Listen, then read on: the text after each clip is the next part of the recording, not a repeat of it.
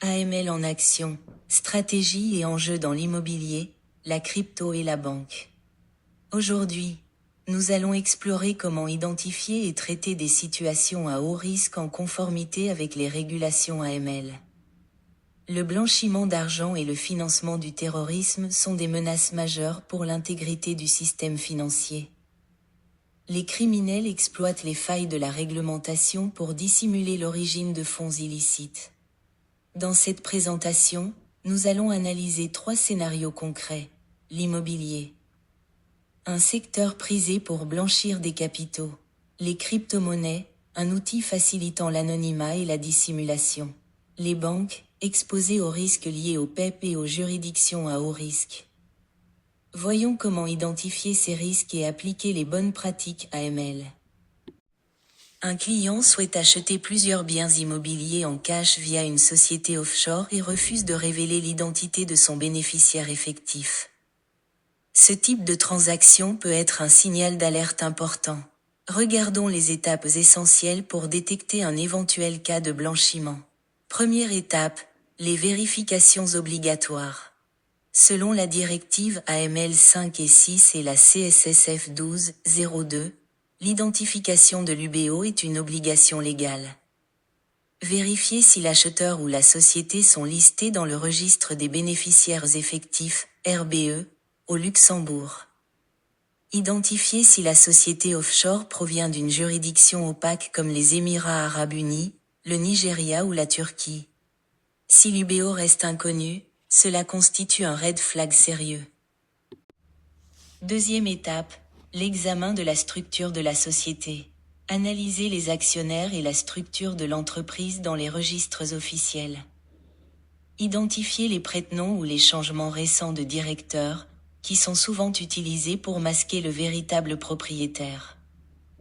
Vérifiez l'implication de fiduciaires qui pourraient dissimuler l'identité du bénéficiaire. Un montage complexe et opaque augmente considérablement le risque de blanchiment.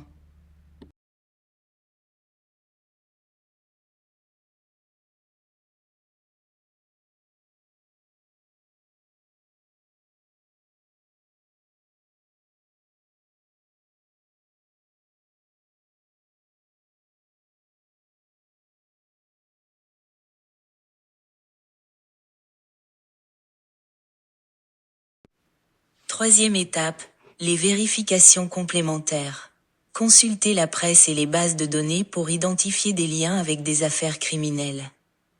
Vérifiez si le client ou la société figure sur des listes de sanctions, OFAC, EU Sanctions, Interpol. Dernière étape, l'escalade et le reporting.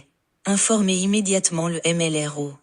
Si le client refuse toujours de divulguer son UBO, soumettre un Suspicious Activity Report, SAR, à la FIU.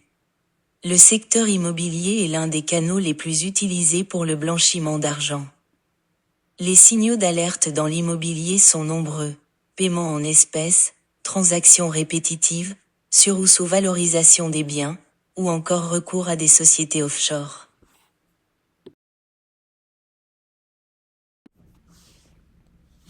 Les crypto-monnaies offrent une alternative rapide et discrète pour déplacer des fonds. Imaginons un cas, un client effectue des transferts fréquents vers des wallets anonymes.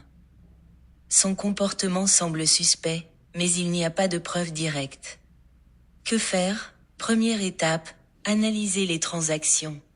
Identifier des schémas de fractionnement, 9 900 € au lieu de 10 000 € pour éviter les seuils de déclaration. Vérifiez si les fonds passent par des plateformes de mixage comme Tornado Cash.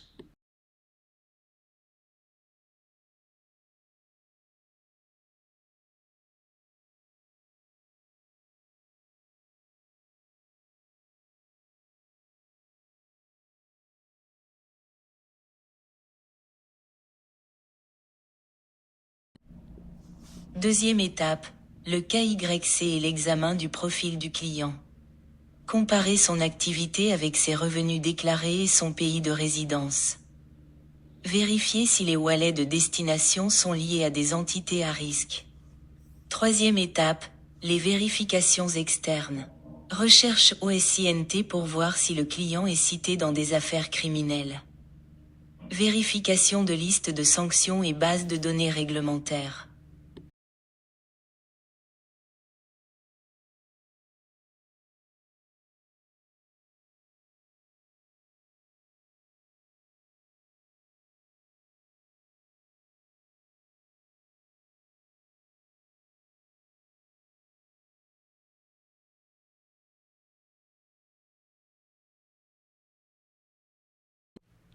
Enfin, quatrième étape, il faut décider si l'escalade est nécessaire auprès du Compliance Officer ou MLRO et de la FIU, Financial Intelligence Unit, ou par son nom en français Cellule de renseignement financier.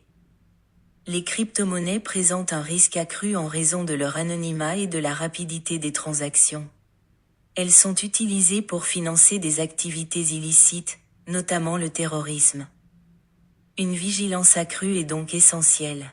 Pour lutter contre ces risques, les institutions financières doivent renforcer leur contrôle en appliquant les règlements KYC, Know Your Customer, et surveiller les transactions suspectes en lien avec les plateformes d'échange de crypto.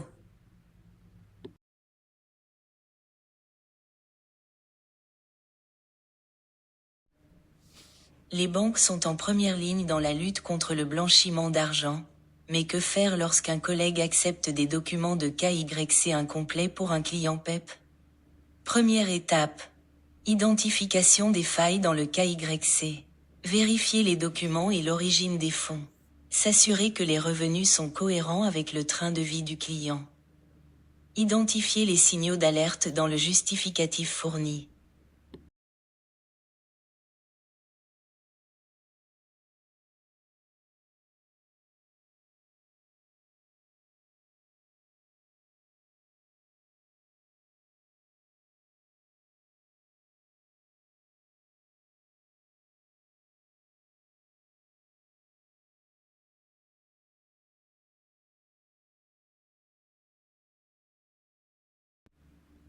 Deuxième étape, analyse des risques AML.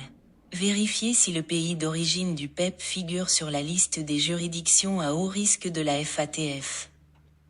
Examiner s'il existe des antécédents de corruption ou des enquêtes en cours. Troisième étape, signalement interne. Informer immédiatement le MLRO et documenter l'incident. Recommander un Enhanced Due Diligence, EDD, si nécessaire.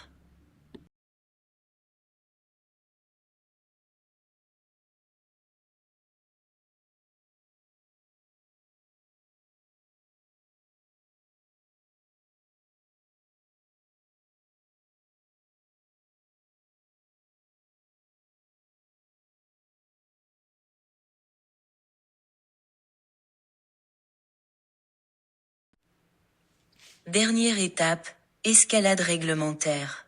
Si la banque ne prend pas de mesures, signalez l'affaire aux autorités compétentes comme la CSSF ou la FIU. Laisser un cas douteux passer peut entraîner de lourdes amendes et nuire à la réputation de l'institution. Les banques jouent un rôle clé dans la lutte contre le blanchiment d'argent. Elles doivent identifier les transactions inhabituelles et signaler toute activité suspecte.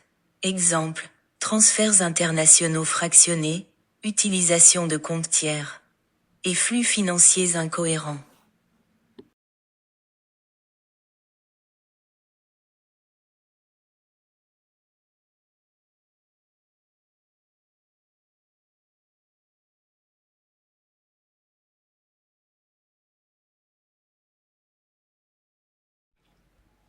En conclusion, la lutte contre le blanchiment d'argent repose sur la vigilance, l'analyse des risques et la coopération internationale.